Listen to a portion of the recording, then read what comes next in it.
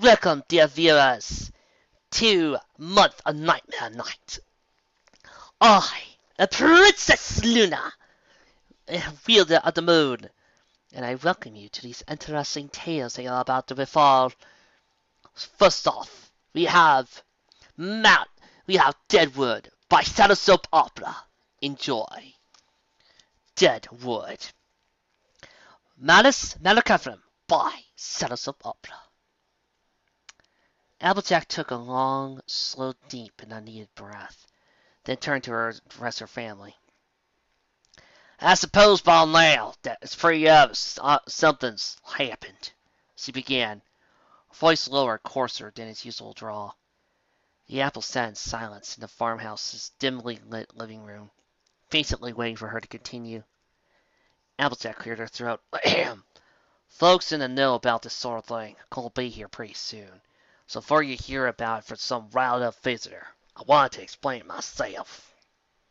So he turned and looked at the window, at the midnight gloom. She effortlessly spotted a night bird preening on a tree branch 100 yards away. She kept her eyes on it as it spoke. It all started with the dead wood. Big Mac shifted the grass stem in his mouth and slowly shook his head. Nope, I ain't seen hoof in there, AJ. Applejack frowned. You can't be serious. It's supposed to survive as far as 8 part of the acres, and we run outside nearly every darn year. Why do we have to have a whole orchard untouched? It's how we make use of this place. She turned away from her brother and looked at the overgrown field before them. The land was easily half the size of Sweet Apple Acre's biggest orchard, but it had lain untouched for longer than either of them had been alive. The grass was a sickly shade of gray-brown, and the trees were lifeless and leafless, their bark gnarled and black. The only animals visible were a few oily feathered crows, hunting moodily on the low branches. A gust of autumn wind, bearing more than a little wintering bite, stirred the desiccated underbrush. Big Mac soared. Grand Smith says we can't farm it. It's gotta have reasons. Applejack rolled her eyes. Well, this thing ain't still rational like sap apple tendon or like. It's just super sleason. With a little bit of care and hard work, we could have another 10 barrel of cider a year. A shiver passed through Big Mac's hide. He spat out the grass stem. Maybe so, but I'll still ain't going in. Realization slowly dawned on Applejack's face. Well, pale and calmly. You're scared! Her brother turned his head down and away. He remained silent. Leslie, ain't it? Applejack pressed. You'll remember them spooky stories from when we were little, and now your knees are knocking? Big Mac said nothing. Applejack sighed in frustration. It's just a feel, Big Mike. Since we're earth ponies scared of open ground. Sure, it's a mount creepy looking, but they ain't like some forest or cave or whatnot. It's broad daylight, and the trees are wider placed than most of the fields we tend. I can see right to the far side from here. Do you see anything dangerous? Big Mac shook his head. Nope. All right, good. Mine neither. Say, you came in alone? Big Mac turned and ducked to meet his sister's gaze. Nope. Applejack groaned. Fine! Run along and get a pound bacon then, because I'm fixing to work me up an appetite. The stallion gave his sister a long, silent, unhappy glare before turning back from the farmhouse. Applejack huffed, shrugged, and crossed the border of the sickened grass. For the first few hours, Applejack worked as hard as he would have in any field in Sweet Apple Acres. The grass was dry and crunchy under the hooves, and the air was stagnant and dank, but was still far less unpleasant than some places he visited in her time. The autumn sun was still bright after all, and the cool air kept her from overheating as he worked.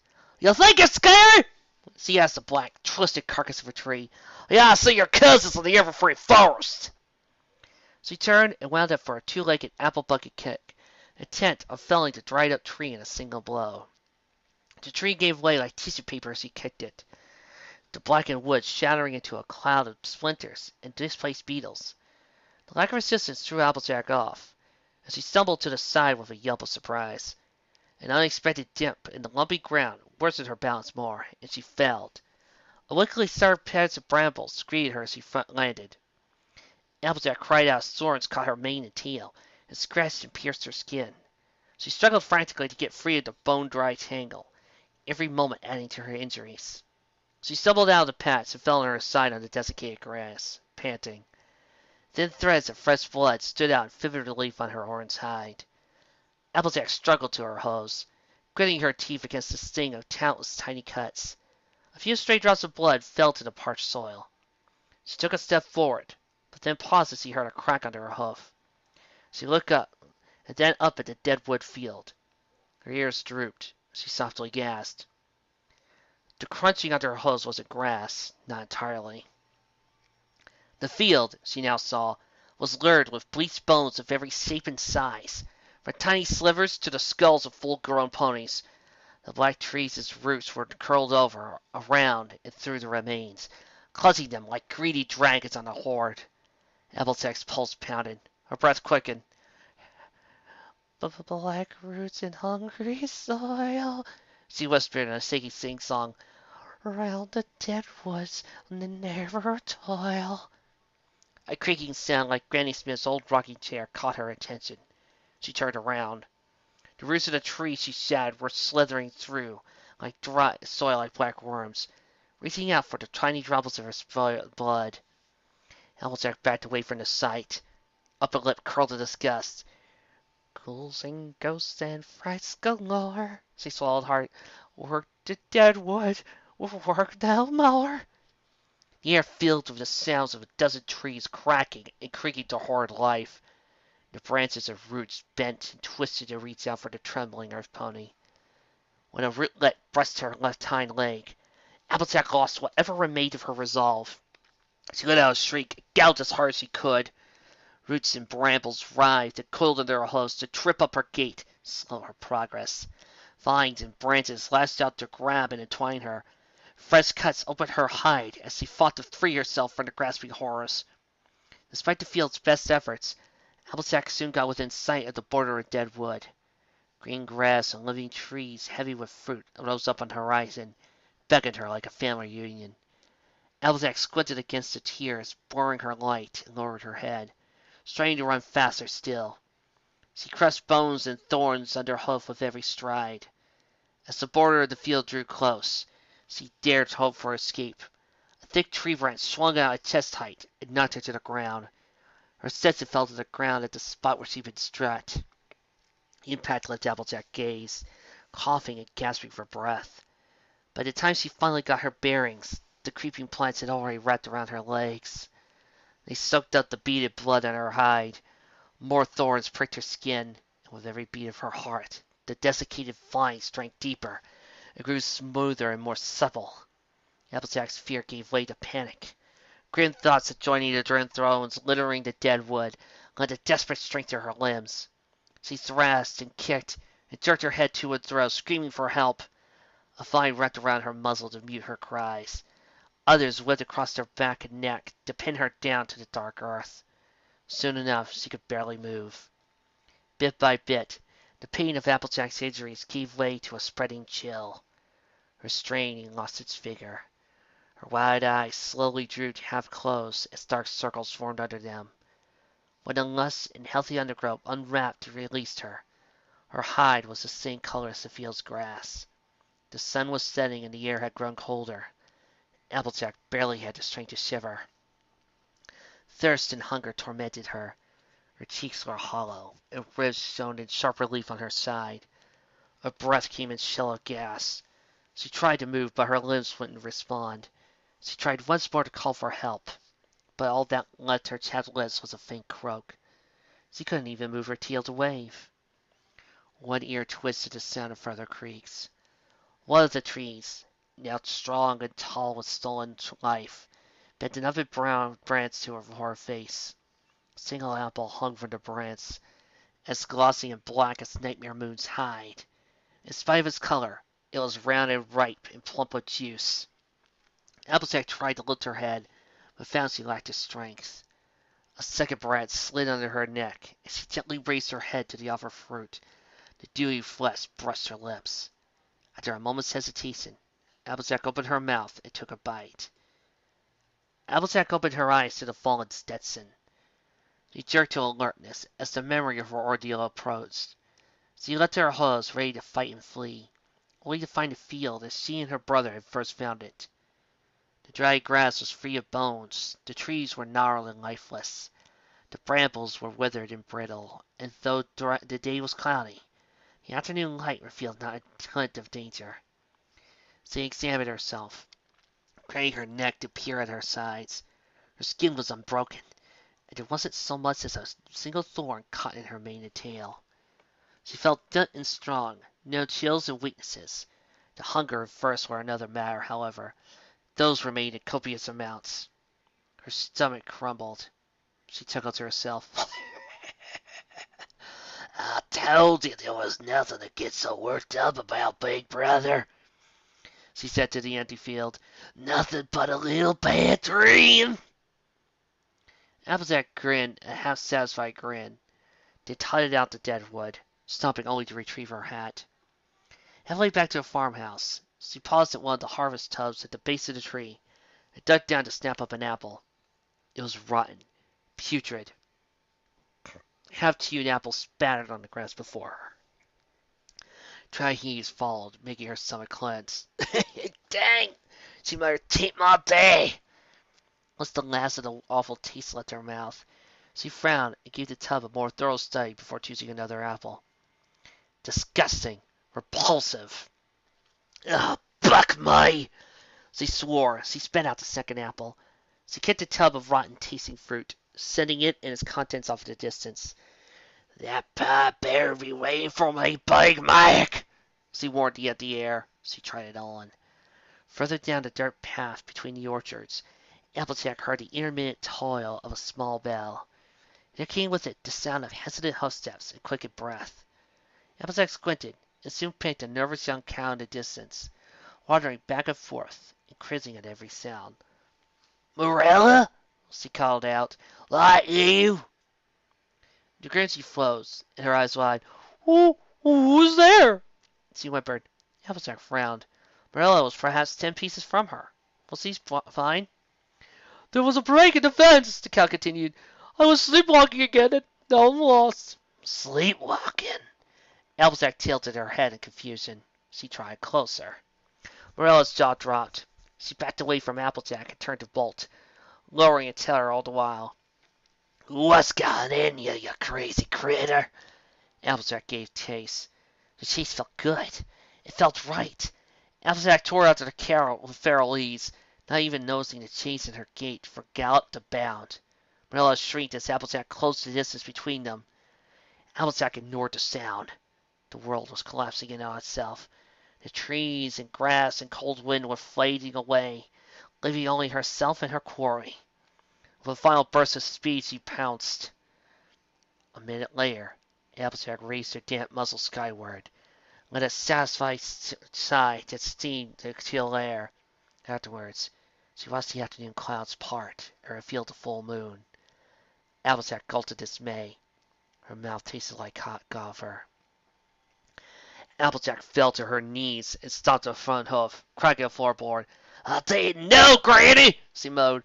"I thought they were just stories. I should have listened to you." She choked back to herself. "I couldn't stop myself. Marilla didn't run away. It was me. It's my fault she's gone." A shudder passed through her. She sighed a restful sigh. When she looked up, her gaze was hard as a horseshoe. "But I can't lie. And Celestia's my witness. Nothing I ever tasted ain't so good." Applejack staggered away from the cow's cooling body, with steps made uneven as much by bliss as by disgust. She heard tales of things that lurked in the dark places, of creatures skulking in caves, in the woods, and the mines, hungry for the tender flesh of colts and fillies who skipped their chores and went rambling, of shadowy things that the light never touched. The stories had kept her up at nights as a foal, to be sure, but the older she's gotten, the sillier they seemed. Yet here she was, seeing in the dark so well she was mistaking it for a day, and licking the taste of another living creature off her pointed teeth like a mad dog. She snarled in disgust with herself. "I ain't giving in again," she shouted to the sky. "I don't care what you done to me. I ain't a killer." Applejack turned and galloped back to the farmhouse in mere moments. When she tried to open the door, it wouldn't budge. She could tell it wasn't locked or even latched, but the worn door felt as heavy as a mountain. Applejack frowned as he gave up and tried around to the wood cellar in the back of the building. The light came out the angled doors with the merest jerk of her jaws. She crept down into the cool darkness like a shark into water. Closed the doors after her. You picked the wrong pony to mess with, she told the shadows full of jam jars and preserves. You think you're going to get me to do wrong again? You got another thing coming. I'm going to stay down here and wait this out like a case of the flu. You want to clear the net? You better pack up and look elsewhere. She wrapped herself in a large potato sack and curled up in the back corner of the cellar. For a time, Applejack was certain of victory. She was worried her family might be missing her, and her boredom made the hours long. But a little cabin fever was a price she was willing to pay to help keep from harming others. As the days passed, she grew more and more certain that if she simply held on long enough, she'd be cured of whatever foulness had been put in her, and never again feel the urge to hunt, to chase, to taste hot spear fell into her mouth, to kill. Applejack awoke on the night of the fourth day to the feeling of icy knives tearing at her insides. Hunger howled her out like a cored apple. The emptiness inside her was a sucking void that felt like it could consume her entirely. It pained her enough to catch her breath in her throat, which, to her chagrin, she didn't even miss. She curled into a ball and hugged her sides. Is that all you got? She groaned through closed fangs. A horse will fall at worst downhill as a fall! A fresh pang tore through her ears as she stifled a shriek. Her sharp senses, hollowed further by anguish, caught the sound of tiny footsteps at the cellar door. Her little sister's voice hesitantly called out, Isaac? Are you down there? Applejack's hunger redoubled his efforts to tear her apart. No! She hissed fiercely to herself. Not her! You hear me? Not her! Ethel Bloom opened one of the cellar doors. Granny and Blake make it been for sick! The evening breeze carried 100 scents to Applejack's nostrils, and 1,000 sounds to her ears. Night called out to her, begged her. Did you hear some kind of trouble like what the valley again? Apple Bloom asked. You know we're there for you, sis. There's always open to you and your friends. A low growl left Applejack's throat. Apple Bloom froze, her pupils shrinking to pinpoints. A sudden rush of wind and a blur of orange and yellow knocked her off her hooves as the street passed and disappeared in the deepening gloom.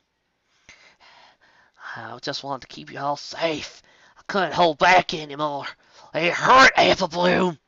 Applejack turned back to the window. Two arcane glows, one red and one blue, were bombing their way down the road from Ponyville. If I'm going to be stuck this way, the least I could do was to keep sure my family's safe. The same tunnel vision had returned, shrinking Applejack's perception into an unthinking search for prey. She all but flew down the winding dirt road, every bound hurling her a dozen yards further. Night wind whistled in her ears and trickled over her lean, pale orange hide. Ahead, a dun-colored brown-maned stallion was pulling a cart down the road. Applejack could taste the scent of him on the air, even over the sourness of his cargo. Even through the haze of her hunger, Applejack realized she knew him. Caramel. They met at went to wrap up for a last.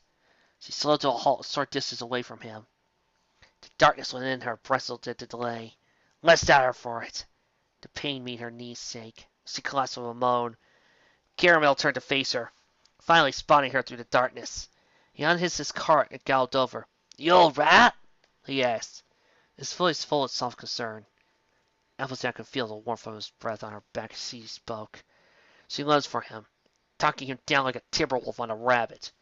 She moved so quickly that the pressure of her jaws on his throat took off his yelp of surprise. Applejack winced and shook in shame. The expression melted into eye-fluttering ecstasy the moment the taste hit her tongue. Half an hour later, once more flushed with stolen life, Applejack stood in front of the library's front door for a long, silent moment before knocking. A light came on, and Twilight Sparkle opened soon after. Applejack? She said blurrily. It's the middle of the night. What's going on? Applejack came as close to the threshold as he could, allowing the light from inside to fall on her. Twilight Sparkle screamed. Applejack backed away, leaving the light. Ah! Need help, Twilight, she whispered. I can't stop. The unicorn took a moment to catch her breath. Her horn glowed, and the light in the library's main room dimmed somewhat. Applejack, said Twilight with some formality, I invite you and you alone into my hell. Applejack felt the invisible barrier holding her back from the entryway fade and vanish. She tilted her head in confusion. Hell did you? Twilight sighed sadly. I've done a lot of research about she caught herself, about unusual creatures. After all the strange things we face, I knew what was wrong as soon as I saw you. She trotted away and turned inside. Applejack followed, hanging her head, saying, I didn't want to do it. I didn't want to do any of this. Please, you gotta believe me. I understand, said Twilight, but we need to keep you away from every pony until we can find a way to treat you. We can't risk letting a curse like this spread. Applejack froze in mid-step. Spread? Twilight nodded. The thirst for blood is passed on to any pony who is fed on. Spraying the curse before Applejack was gone, before Twilight could speak another word. Magical force pounded at the farmhouse door. Applejack's voice cracked as he continued her confession. I ran back here as quick as I could. Swear, nothing could have run faster, but I wasn't. Applejack gazed past over the still, pale silent bodies of her ascended kinfolk, and the crumbling, dim-colored remains on the floor nearby. She looked down at her own hose, spattered black with tainted blood. I stopped him, but I wasn't too late. Too late. Dark tears escaped her black on red eyes, slid down her peeled cheeks. She tried to her little sister and cradled in her front legs. She muzzled the rain-stained bow, still tending to her mane. I should have never come back here. Twilight Sparkle of Rarity burst into the room with desperate speed, but then skidded to a halt as 4 pairs of red eyes opened and focused on them in the gloom. Oh, Celestia, whispered Twilight. Run! Applejack slid down her sister's grasp as she got to her hose. Eager eyes wide-eyed as he repeatedly asked, Aren't you gonna stay for brunch? The end. Boo! That was a fun, nice little story, wasn't it? I'm not going to do any of the reviews today. Merely because, well, they're just Halloween stories. They're going to be fun and interesting, so I'm going to give this a slide. But instead, Luna, how's Apple Bloom doing? Hiding. Well, care to do the trailer for the next one? It'll be my pleasure. And next time, dear readers, we are going to take a long and distant look into many other tales featuring the main 6. Yes, 6 stories featuring our heroines. 6 fabulous adventures of nights of horror. First, Fluttershy encounters a nice, cute little wolf in the forest. Rarity deals with a seduction by creatures of the night.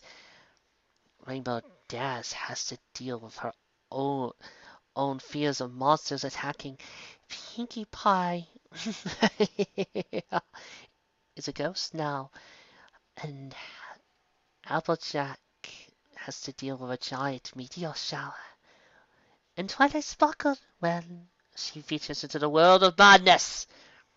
So join us with you tomorrow as we begin a look into the many tales of Ponyville of the supernatural.